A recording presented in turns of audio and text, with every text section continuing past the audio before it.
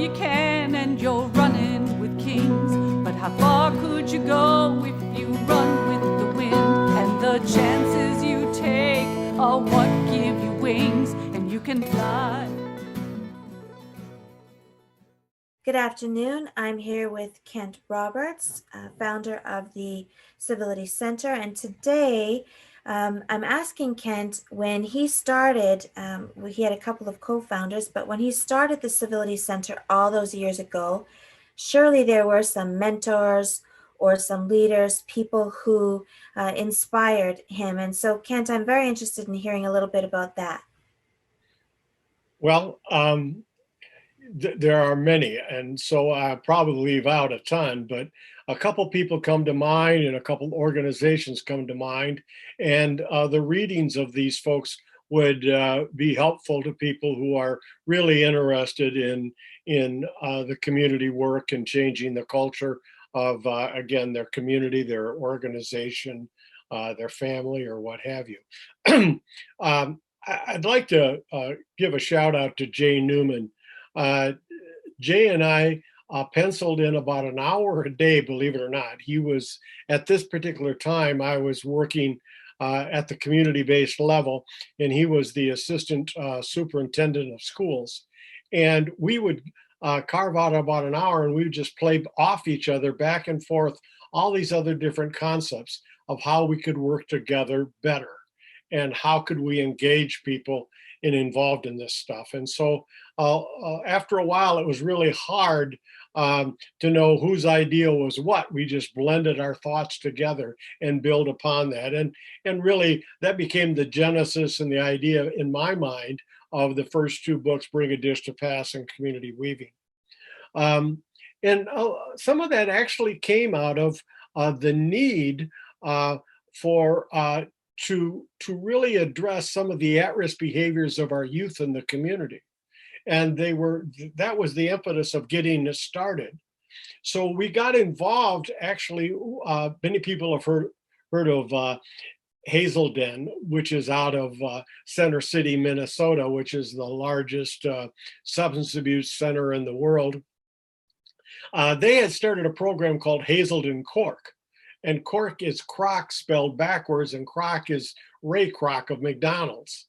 And he and his wife were very interested in trying to impact youth and trying to be positive and again, limit the at-risk behaviors that young people may get involved with, whether it be alcohol, drugs, everything that was involved with that. So that training was comprehensive in nature, and that kept leading me to saying, why would we stop with this? Why didn't we just keep on going? And instead of just picking up one little pickup stick that would solve that problem, why couldn't we find a stick that would move every stick in the pile? And so we just kept growing from that. Another group that at that same time I had become a fan of the 7 Habits work of Stephen Covey. Well, before they blended and went in with the other group, with the Franklin folks, they had what they called a principle-centered community group. So I really got involved in that, and we were right at the ground level of working with those folks of the principle-centered community group, and doing cross-community trainings, creating a common language, taking all the 7 habits, but kind of really saying, what would that look like through the lens, looking at all 7 habits. As we started the center, we turned to the Aspen Institute. And the Aspen Institute had a group on community building. They had an urban sector and a rural sector, and they both had what they called voices from the field. And this is, of course, kind of dry reading because it's just very documentative type stuff. But people who had been working out in the field, this is what they had been finding. So Voices from the Field was through the Aspen Institute, and mainly working with Ann Kubish, who was the head of their urban group. I found her to be phenomenal. She had worked with the Ford Foundation. She had been at the Kennedy School. I found her just to be fabulous and a great resource. As we kept on working, we found right next to us here in Michigan was the Ross School of Business um, at the University of Michigan. And inside the Ross School of Business, they had a group called the Positive Organizational Scholarship. And this was based on culture of an organization that allowed them to not just to survive, but to thrive. So POS, Positive Organizational Scholarship, and their findings, their connectivity schedules, their connectivity mapping, all the reciprocity, all these other different things that they have found to be characteristics of thriving business organizations. These were really, really important work, and continues to be important work. And from that led us to looking at the organizational development people at the private sector. These people were dedicated. They found out that by doing some of this positive work and through organizational development, it not only was the smart thing for their business thing to do, but it was the right thing to do. And so when you have the smart and right blending together, you know that there's some energy around that. And the last thing I'd like to say is, over the years that I've gotten to know you and the Civility Experts, they have pushed me and jived me and stuck needles in me and made me rethink some things. And I have learned a lot. The 30% solution, and I know you've written so many other things, but the 30% solution just has meant so much to me. But here is something that you can actually point to and sink your teeth into, that shows that this stuff is just not soft stuff, that this is hardcore business and smart business. But these are just a few of the people that really have influenced me. And I will say this, that Peter Senge's work, the whole idea of learning for a change, and attending his first international conference in Helsinki, Finland with him.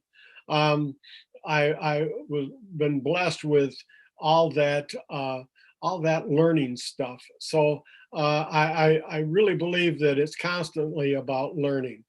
So again, I'm probably leaving out many more people who have really influenced me within the center. Marty Carver, who was the CEO and chairman of the board of the Band-Aid Corporation, a Fortune 500 company.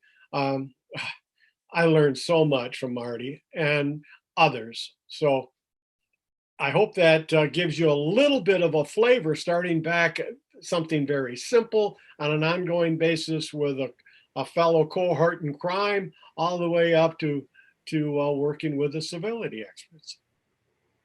Yes. All right. Thanks so much for that, Kent. And so I suspect that, as I have found, some of what you've just alluded to is this idea that when you choose civility is its own reward, right? It kind of takes on this life of its own, and you attract like-minded people who are mostly generous and kind and forward-thinking and happy to share. And that brings me to a question just before we close out this session. So you mentioned a couple times, and this is a concept that was new to me until I started interacting with you, but this notion of reciprocity. Do you mind getting into that a little bit for us in the context of civility? What is reciprocity? Well, some people simply would put it paying it forward. But what happens is people don't understand the energy rings around them. They all know the resources that are available to them on a daily basis, within the family, within their friendship group, maybe close cohorts in work, and other different things in which you can ask favors or throw an idea out to them and get feedback, and people who will help you with a project. I got a problem. I don't know how to solve it. People are pretty good at understanding their close ring. Where I want to talk about reciprocity is in that second and third rings out. people that you don't know very well. That's where the real energy can really grow from. And if you can be intentional about putting something out there so others can look at that, you have no idea the variety and the strength of the resources that may come flowing to you.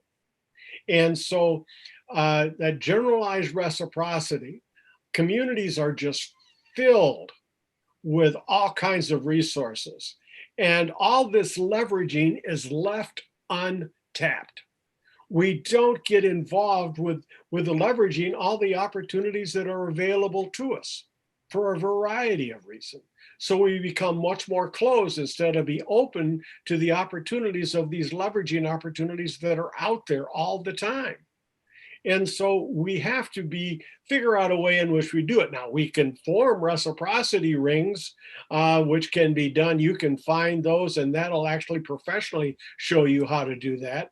Or you can create community reciprocity where you can, almost like a food bank, where you throw ideas out like, hey, I'm going to need help moving next Saturday. I've got everything organized in my house, but I need some strong backs. And then someone comes and does that. But at the same time, those people may need other different types of collating of papers or writing something or doing something for somebody else. And when you have this bank of community bank in which you can make deposits and you can make withdrawals, it's just as simple as that. So, but what I think is really important is a highly thriving community, organization, or family, whether they realize it or not. They have generalized reciprocity running throughout it. Excellent. Thank you. And I do believe that that topic is one that we're going to get into a little bit deeper, some applications and some real life scenarios that you've experienced the benefits of that reciprocity. And we're going to save that for another session. And thank you all for joining us today. We're on every week, we're doing 5 or 6 posts on the YouTube channel, Consider Civility with Kent Roberts. So please continue to join in, like, subscribe, and share the clips. And you can contact us, events@civilityexperts.com, if you'd like to send Kent a note directly. Thanks so much. The reason why each of us comes to this earth, and your actions will always speak louder than words, and you'll never know what you're capable of until you try.